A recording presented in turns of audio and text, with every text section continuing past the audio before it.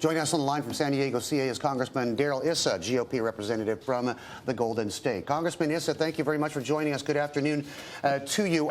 First of all, this came out of the blue. This was kind of a shocker. A very controversial figure. The company, the man himself, Mr. Toyoda, already under fire for not being forthcoming and being slow to react, and then dropping this bomb. What's your reaction, sir? Well, we're very disappointed. As you know, to get ahead of a story like this, a question of past mistakes, the most important item is for the person who ultimately oversees everybody worldwide to make the commitment, to make the change. And there's no better place than here in Washington to do it on a worldwide stage. And we're very regretful that he's not taking this opportunity, which we offered him in a formal invitation. And what was the rationale on the other side?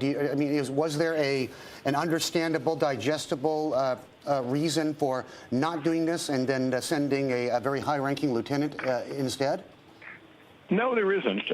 As you know, the division president is relatively new to this particular position, is not going to be able to control the worldwide operations, and as you know, you've got automobiles being designed in Japan and built all over the world.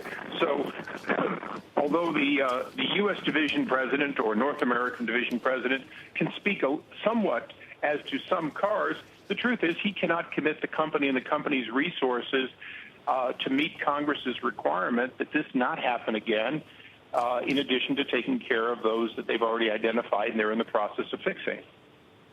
Congressman, is it getting too politicized here? I mean, with lawmakers getting involved in this and, your own committee, is this something that NHTSA and the car company need to sort out? I mean, it's a public safety issue. Public safety issue concerns number one, and then politics second. Is politics in the lead up to the November midterms becoming too much of a part of this?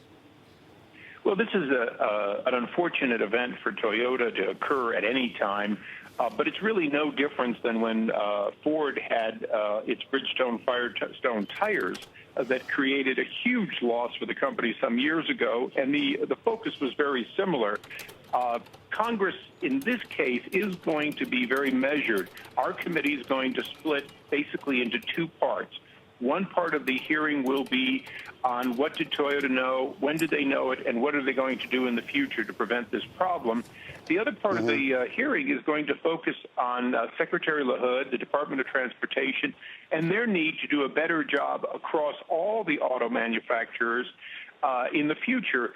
You know, there's only $18 million spent at NHTSA on overseeing auto manufacturers.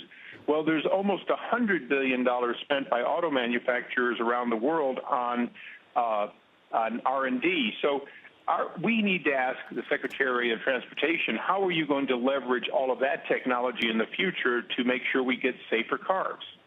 Right. I understand there's been disputes over Toyota's, in some cases, not being entirely forthcoming with data collection in the black boxes, basically the auto black boxes. Congressman Issa, I don't know if this was too incendiary a question to ask you, but do you sniff a scandal here? Does this smell? Does it walk and talk like a scandal?